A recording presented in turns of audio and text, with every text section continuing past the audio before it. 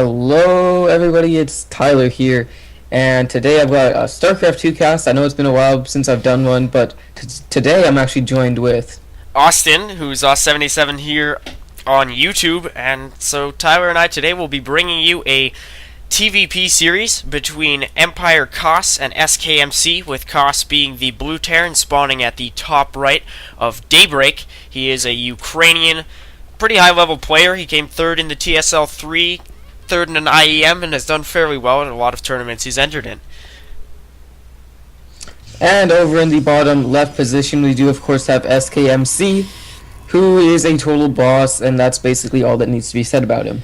Now, this is a best of 5, I believe. Am I correct there, Austin? Yes, it is, from the round of 16 of the IEM Season VII Global Challenge Cologne. So this is from a couple weeks ago, but on Gosu Gamers it was revered as a very strong series, and this replay specifically was pretty highly recommended. So it should definitely be exciting.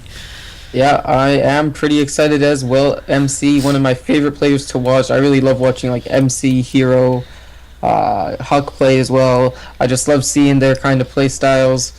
It's definitely some of my favorite Protoss players, and MC for sure is one of my favorites. For sure, because MC does have a unique personality. I've actually casted games from both of these players in the past to my channel. Koss, it was a TBT, but he seemed to favor kind of long, drawn-out macro games, using tanks heavily. I'm not sure if that will carry over to his TVP play. It does seem like he has a Rax over near his gas. I'm not sure why he'd position it there.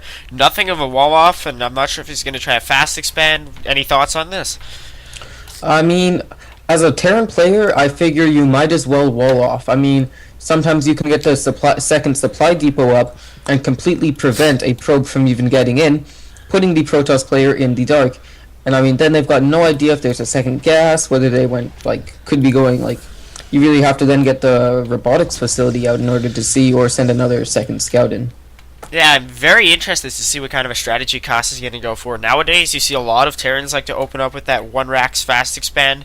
If you guys check out that best of 7 series between Tyler and another friend of mine, they're both Masters players, of course, you saw Elite Legend just kind of open up with that metagame style build, and that really derives from the pros. And now if you look in Koss's natural location, he does have that command center going up. Yeah, the command center did start fairly early compared to MC. I'm curious as to see if MC will try and, I was going to say maybe delay his Stalker or Warpgate tech to get a Nexus out faster, as he did actually scout the command center, but that's not going to be the case, as Koss is actually putting an engineering bay to block the expansion. I do see that. That's quite an annoying tactic from Terran players, because personally when I'm playing PvT, if I see the expansion, I'll go for it from myself. It's always a bad idea to let your opponent get one base up on you, especially if they're a Terran player, the more turtle style race. Yeah, MC actually didn't have vision of the engineering bay building for quite a long time. He had his Zealot just sitting on the ramp, just out of vision of the engineering bay, and that's really going to delay him. Oh, and whoa! MC kind of reacting to this a little, going for that super quick, not super quick, but transitioning into a 4-gate now. Yeah, it seems like he wants to hit Koss hard before the latter can get a really high SCV count and get enough workers to kind of mass repair that bunker if needed, even enough Marines to fill it. I'm not sure when he's going to try to hit, but we'll have to see if he throws down the Nexus or not. That'll really decide if he's going for something of an all-in or if he's just going to play macro and is trying to feint something of a 4-gate to his opponent. Now, it's really smart what MC did. He sent a probe down to make it look like he was going to be taking that natural right as he took out the engineering bay, but he actually just sent that back right away, and Koss is actually building a command center in his base, another one, and so he's only going to have this one bunker, but a second one is now on the way. Yeah, and MC is building that proxy pylon, so I'm not sure personally if that was his original intention to go for a fast expand, and then he adapted to Koss's throwing down the engineering bay. But as you did say, he didn't initially scout it, so maybe he was intending on the 4-gate with the fake expo, because Koss is not going to have that second bunker up in time, and he's throwing down the third CC, which naturally is going to set him behind. MC has thrown down his own expand, or at his natural though, so he is looking to have some sort of an option should this fail. Yeah, I feel that since MC scouted the second bunker going up, he knew he couldn't really take that without any Guardian Shield or Force Fields to block off the repair. So he worked in. He's not really doing anything with all of his 4 gateways right now. he has a proxy pylon, but he didn't warp in any units after seeing that second bunker. MC is also, at the same time, getting his own third, so he seems to be copying Cass's number of bases, just not fearing to be his equal in terms of macro. I mean, I'm interested to see when he's going to throw down his robo. That's definitely an essential building for him to get at this point. He can't just live off 4 gates forever, so I'm wondering what's taking MC so long to get that. I think MC feels that he's behind now because he tried going for those 4 gateways, tried to get the strong push out, but then decided to then expand behind it. And if we take a look at the units tab, MC is actually behind in the workers count by quite a bit, considering that his opponent also has 4 mules right now. That is indeed a critical difference. We see a lot of chronos on the next side of MC, so he's not really trying to pump out too much of an army at the moment. Cost does really have a heavy marine count still on that units tab, so I think it's best right now for MC just to pull back. He's leaving those stalkers there, but with Costa's concussive shells about to finish, I fear he might try to pick off 1 or 2 of them, and that could be costly because Costa has so many more units. Yeah, he was going for that pick off there. Like you said, very smart of him. Does get 1 stalker, not the second one, but he is also going to regain control of his own watchtower and find this proxy pylon here. That doesn't seem like it'll do too much to MC, but it'll bring him down to 67 over 70, so that'll be a bit of a pain. He's got to wait for about his pylon to finish the second half of its production. A lot of players you'll see just get the reactionary pylon overlord or supply depot as soon as they see one of their proxies, or if you're a Zerg player, you're moving overlords, and you just automatically start to get some as you realize it's about to die. Now, Kass's medevacs are slightly delayed just for the fact that he did have to get the second bunker, and mainly because he went for this early 3rd command center. But that is going to put him in a good economic state.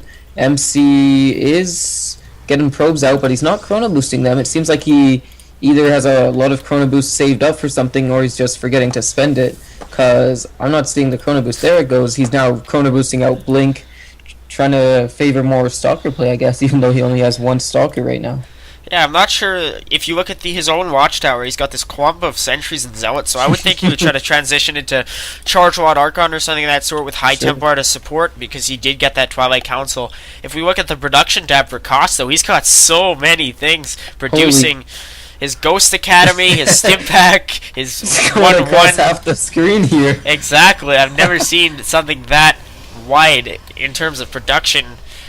MC just getting his Templar Archive, so I was right in that regard, and also Double Forge. So let's just check how much exactly he scouted. He knows there's 3 bases, and he does have an observer in the main, so that's pretty critical. He actually sees the factory with reactor, but that's just for the starport, so I don't think he's going to overreact to that. This Bioforce here from Cost does look like it wants to push out with these first 2 medevacs. Where are they now? They're still in production, but they should maybe be rallied over to this army here. It looks like he's going to try and do a push on the 3rd maybe, just kind of poke and prod a little bit. There is a nice observer here for MC that will be able to spot the location of the army, though. Yes, indeed. I think Cost is just going to wait on these ghosts. It seems as though MC is now also getting his charge. No storm on the way, though, so he will be caught off guard by this push in terms of tech. He won't have any storms to defend. He'll just have to use Archons, and he won't really have that AoE that Protoss players like to use against Terran Bio. No Colossi nor High Templar with Storm as of yet, so he could be really in a bad position if Cost decides to go for a strong push out, especially with a couple Ghosts. Taking a look at the upgrades too, MC's 1-1 is nowhere near completion, almost not even halfway yet. Well, Cost is actually at 1-1. His 2-2 just started. He's looking in a great position, to be honest here. He absolutely is. The storm is only just starting, so even if he chronos that out, it will still take quite a while. He is indeed chronoing it, adding on a few more production facilities in the main.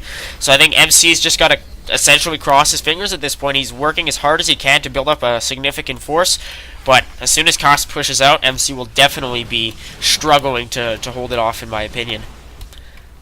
How many ghosts are on the field right now? He only has 1, surprisingly, I guess, after not seeing High Templar tech. Really, I don't think he's actually scouted that yet. This observer here from MC at where his 4th would be does scout the army coming over to the 3rd here. MC reacts, trying to get a nice army positioning off here. Does he have Storm? No, it's 5 seconds, 4 Oh, seconds. that could be a deciding factor in this battle. He's probably just desperately chronoing it out, but he Yeah. may lose some probes here. He does have his charge, morphing in an Archon now. Let's see how this one goes. Looks like Cass is gonna... Oh, some nice force fields trapping up half the army on the left side here. Able to storm those now, blocking off the whole army in the back. Only a handful of marauders on this side, but they will fall to this cannon. Very nicely done. Cannon with 4 kills there, probably the most cost-effective cannon. There's another one there. Pushing the army back now with Archons, Zealots, some Stalkers that he uses to blink there. And wow, he's actually chasing back, but the reinforcements of Kass have arrived. Yes, this is very close battle. I thought MC had a nice defense there with those critical force fields, but I'm not sure. Will he get this?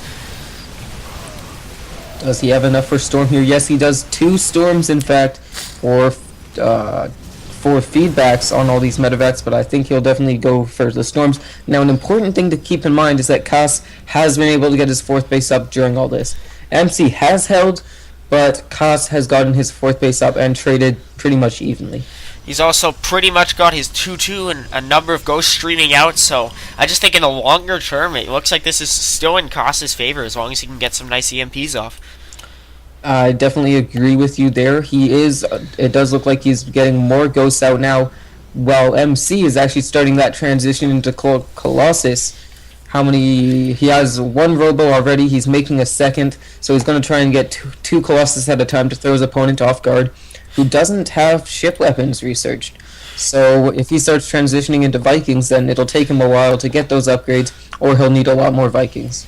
You definitely nowadays in PvT see a lot of players open up Templar Tech instead of Colossi, just to kind of throw off their opponents, and then they end up transitioning into Robo Bay. Yeah, and it does look like that's what's happening here, but there is a huge engagement as well. A ton of ghosts running forward now. Do they have cloak? No, they don't, but getting some nice EMPs on the Templar in the back, and snipes as well. Very nice control from Koss now. Very ahead in the supply count. 195 to 157. Oh, some storms do land, though. Yeah, definitely, this is down to the wire. I'm not sure who's going to take this one. If Koss can deny the 4th, though, that will be pretty critical, because then he will have 1 base up on his opponent. Yeah, he did get that 3rd, of course, but now he's actually able to push back the army of Koss with just a lot of charge loss. But no, Koss actually does still have a lot of Marines left over, and with the number of medevacs that he has, he's able to heal those up very quickly. Now he'll be able to press on to this 4th here. Very strong EMPs on that last engage from Koss. He just consistently doused MC's forces in nice EMP rounds. So with the acquisition of this base, well, by destroying this 4th base, he's also going to gain a 2 base advantage, and he's getting his 5th, so that is just a huge lead here for Koss.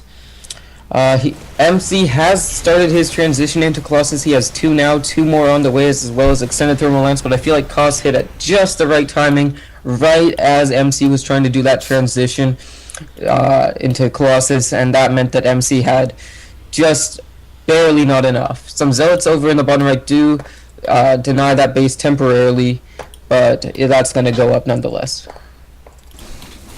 Absolutely so, and it seems as though Koss is just kind of waiting. He's at 200 population, so whenever he decides to make that decisive push out, that will be the game for him. Colossi or not, he does have a handful of Vikings, won't be too much, but with even some good EMPs, those Colossi won't be a huge issue. Yeah, I agree. I don't see how this could work out for MC, and Koss did drop some Manor Mules there, knowing that he's pretty much won this game. EMPs on all the Colossus, and they go down very quickly, and GG. That is our game number 1, ladies and gentlemen. I actually did not expect that at all. I thought coming into this series, MC would just be able to hit one of his strong early game timings that he's well known for.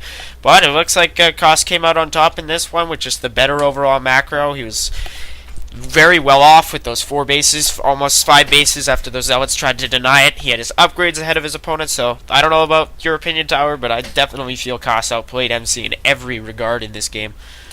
Oh, no doubt, he definitely did a good job. I'd like to just bring it back to the point where in the beginning where he put the engineering bay down, and MC did not scout that. That's where MC made a very important decision to actually go for that 4-gate. That didn't work out, and then MC was kind of thrown off as to he wanted to then take 2 expansions to catch back up, and I feel like he was just not playing how he wanted to play.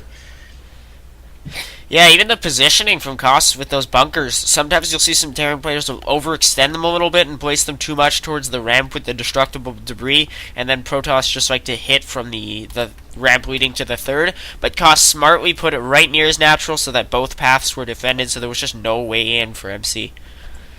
Yeah, a good game nonetheless. Let's get into game 2. Be sure to click the annotations on the screen to go to that, guys. Thanks for watching. Thank you for tuning in. See you next time.